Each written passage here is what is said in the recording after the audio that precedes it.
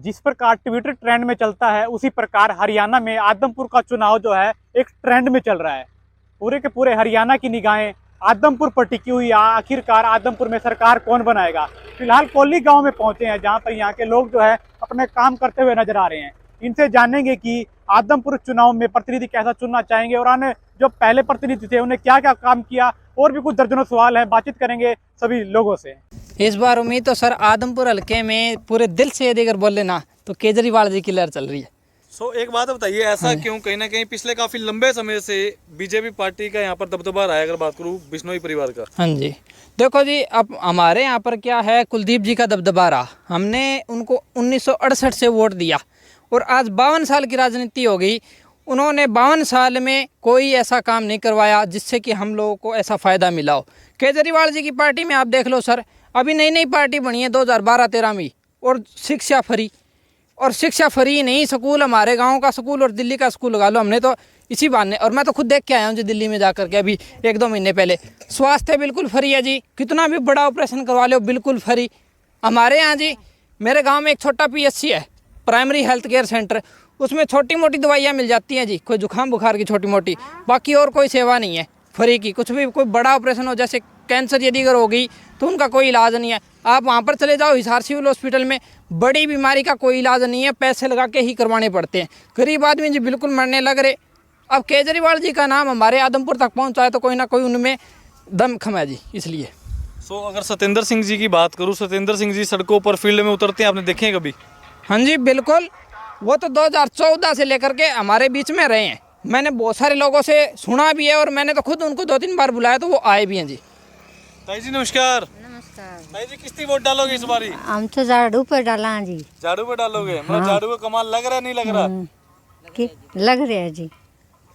इस बार किसको वोट डालोगे जी? आम पार्टी को जी।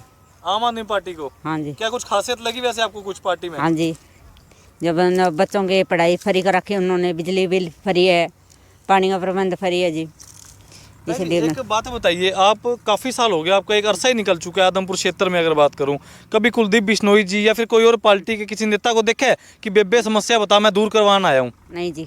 ऐसा कभी हुआ है? कभी नहीं जी, कभी नहीं हुआ। नहीं है जी। वो तो जी वोट लेते हैं, वोट लेने के बाद में यहाँ पर दिखाई नहीं देते। आप पिछली बार 2019 के चुनाव में कुलदीप जी हमारे पास यहाँ आए, हर जाति परिवार के पास आए, बोले भी मेरे को कैंसर की बीमारी थी, फलाना ढिमकाना बीमारी थी, अमेरिका में मैं इलाज करवा था, तो इसलिए आप मेरे को एक बार और भरोसा दे करके वोट दे लो। हमने वोट दिया, इतने सालों से वोट दिया, 26 साल हो गए हमने उनको जिताया, और वो अभी तक ये नहीं पहचान पाए कि हम कौन सी पार्टी में जाकर के शामिल हों, किसकी टिकट लें तो आगे हम सत्ता पक्ष में मिलेंगे। हमेशा भी विपक्ष में रखा जी हमको। विपक्ष में रखने के माध्यम से अब देख लो जी क्या हाल हो गया हमारे अभी जिस हम एरिया में खड़े हैं ना सर, यहाँ पर पानी बड़ी मुश्किल से निकला है। अभी भी आप ज़मीन देख लो सर, नीचे करके सूखी नहीं है। हमारे वाली तो चलो सर अब सूख गई। आप थोड़ा सा बैक साइड में जाओगे ना, उस साइड दायल परिवार की ढाणियाँ है, उस साइड 500 एकड़ ज़मीन, अभी भी आपको इतना इतना पानी मिल जाएगा जी, 2-2 फुट। एक बात देखने में ये भी आई कि आदमपुर क्षेत्र में जो स्टेडियम है, आपने देखा होगा, घूमे फिरे होंगे, गए होंगे, वहाँ पर आज भी पानी है। पिछले 2 महीने पहले का पानी इकट्ठा हो चुका है, निकासी है ही नहीं। निकासी जी ये कोई ध्यान नहीं करता। ये चुनाव के टाइम में अब जितने इसके, मैं कह रहा हूँ जी, रेणुका बिश्नोई जी हैं अपने, और कुलदीप बिश्नोई जी हैं, उनके बेटे भव्य जी, आज उन्होंने 20 दिनों में इतने चक्कर लगा दिए, इतने चक्कर यदि अगर वो पहले लगवा देते ना तो हम हमारे दिल की आत्मा से बिल्कुल शांति मान जाती जी। आम पार्टी को कुछ खासियत लगी वैसे आपको आम आदमी पार्टी की? क्या नीति में फर्क लगा? बिजली फ्री मिले, पानी भी फ्री मिले, सारी सुविधा है वैसे तो। स्वास्थ्य भी कहते हैं। हाँ, स्वास्थ्य के बारे में भी।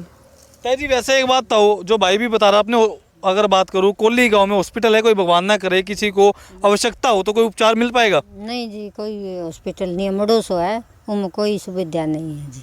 छोटा मोटा नहीं है, मड़ी से कोई जुकाम बुखार। हाँ, भगवान ना करे कोई इमरजेंसी हो जाए किसी को? नहीं जी, वो कोई नहीं है, इलाज भी है। मंडी आदमपुर का ही नहीं है सर, मंडी आदमपुर का ही आप लगा लो। हमारे मंडी आदमपुर का सिविल हॉस्पिटल आप जा करके देखना जी, स्वास्थ्य अस्पताल कम लग रहा है वो। वहाँ पर आप जा करके देखो है ना, पानी बहुत ज़्यादा भरा हुआ है सर वहाँ पर, उसके गेट के आगे ही बहुत ज़्यादा पानी भरा हुआ है, आप जा करके देख लेना सर।